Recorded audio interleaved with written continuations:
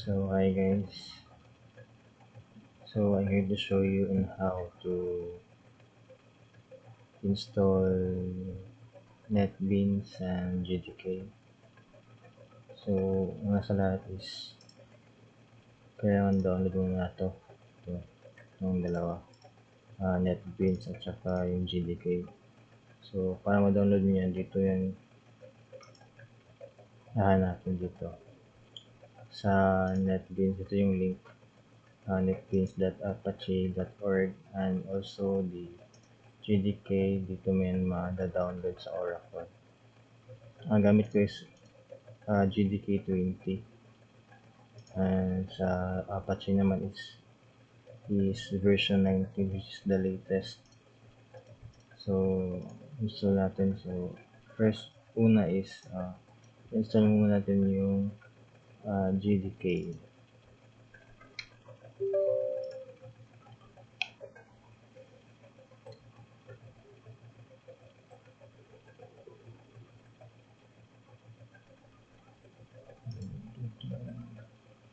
So dito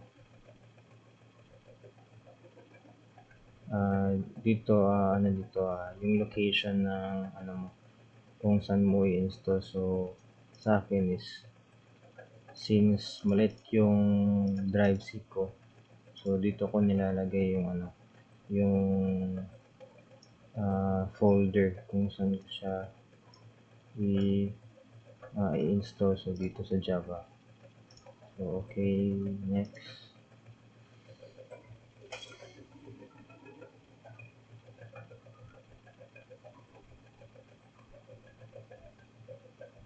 So hintayin natin yan.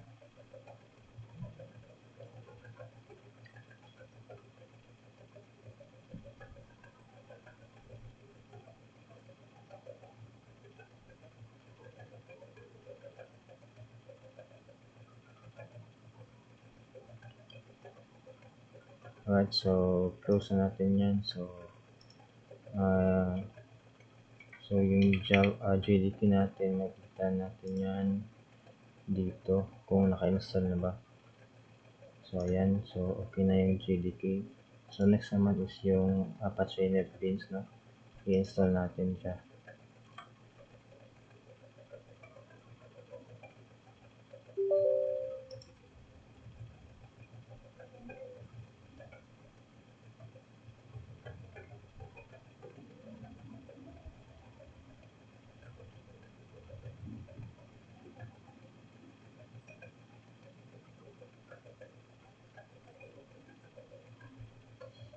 So hintayin na natin yan.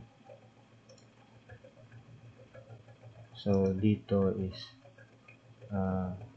sa pag-download mo is nasa mga 100 MB lang ata yan. Pero pag na-install mo na siya is it's around nasa mga 935 MB dahil dito sa niya, sa mga plugins, no? So next na natin yan, accept. So dito, so same kanina, no?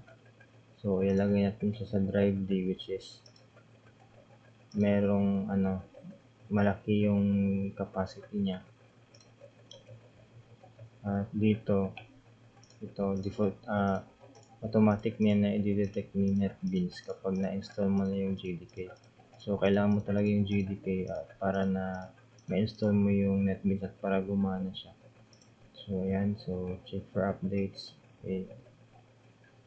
Ikaw bahala kung i-check mo ba yan or hindi.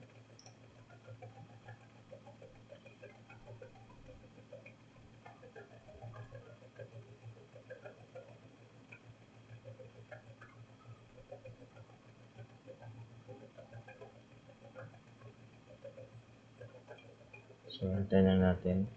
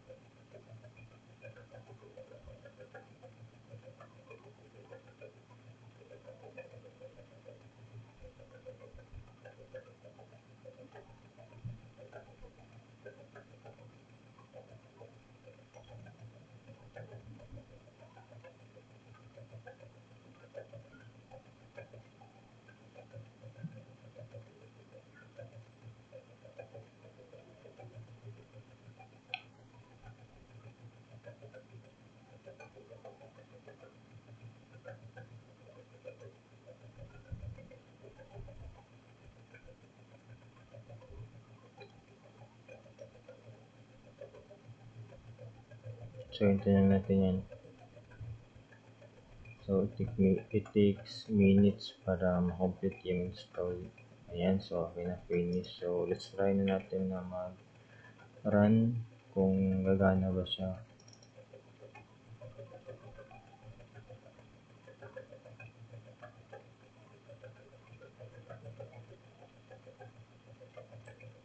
Okay na, gumana na siya. So, that's it.